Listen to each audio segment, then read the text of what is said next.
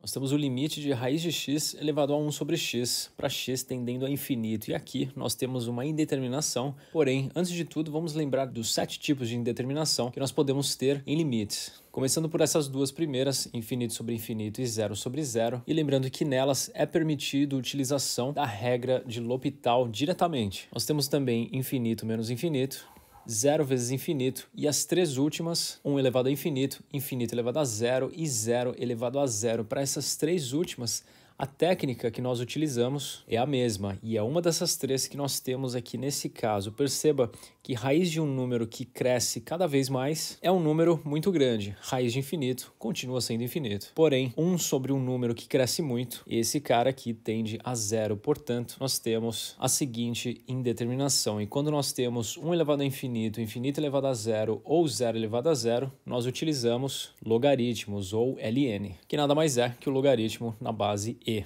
Bom, nós já sabemos aqui o tipo de determinação que nós temos, portanto, podemos passar para a resolução de fato. No caso, nós temos aqui uma função que nós vamos chamar de y, portanto, raiz de x elevado a 1 sobre x é igual a y, e basicamente o que nós estamos calculando é o limite de y quando x tende a infinito. Porém, nós vamos trocar limite de y para x tendendo a infinito para limite de e elevado a ln de y para x tendendo a infinito. Isso porque existe uma propriedade de logaritmos que diz que a elevado a log de b na base a é igual a b. É como se nós cancelássemos o log com a, claro, a base tem que ser a mesma, ficando assim somente com b. Portanto, dado que ln é um log na base e, nós temos aqui log de y na base e, nós cortamos esse e com log e ficamos somente com y, o que nos prova que essas duas expressões são equivalentes. Perfeito, primeiro passo dado, vamos ao segundo passo agora. Nós vamos reescrever esse limite como e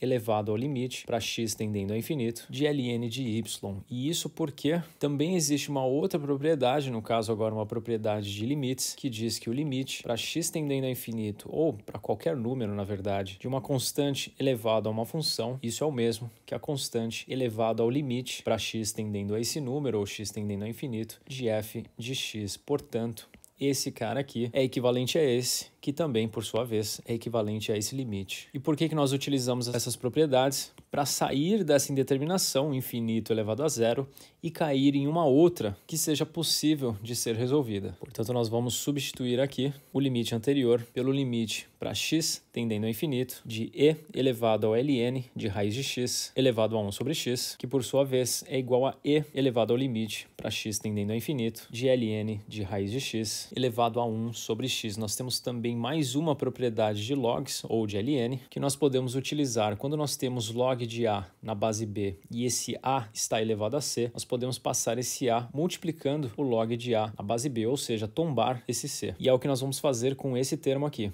Nós ficamos com e elevado ao limite, para x tendendo a infinito, de 1 sobre x, ln de raiz de x. Lembrando que aqui nós podemos multiplicar 1 por ln de raiz de x, ficando assim com o quociente ln de raiz de x sobre x. E agora uma outra análise, quando nós temos x tendendo a infinito, a raiz de x também tende a infinito e ln de um número que tende a infinito também tende a infinito. Aqui o nosso denominador tende a infinito, portanto nós temos a indeterminação infinito sobre infinito, onde nós podemos utilizar diretamente a regra de L'Hopital. No numerador, nós derivamos ln de raiz de x, ficando com 1 sobre o logaritmando, 1 sobre raiz de x, vezes a derivada da função de dentro, derivada de raiz de x é igual a 1 sobre 2 raiz de x. Tudo isso dividido pela derivada de x, que é igual a 1. Portanto, nós ficamos com e elevado ao limite para x tendendo a infinito. Esse produto nos traz 2 vezes raiz de x vezes raiz de x, que é igual a 2x. Essa divisão por 1 pode ser ignorada, portanto, nós ficamos somente com 1 sobre 2x. E dado que x tende a infinito, nós temos aqui um quociente, 1 sobre um número que tende a infinito, multiplicado por 2 ainda,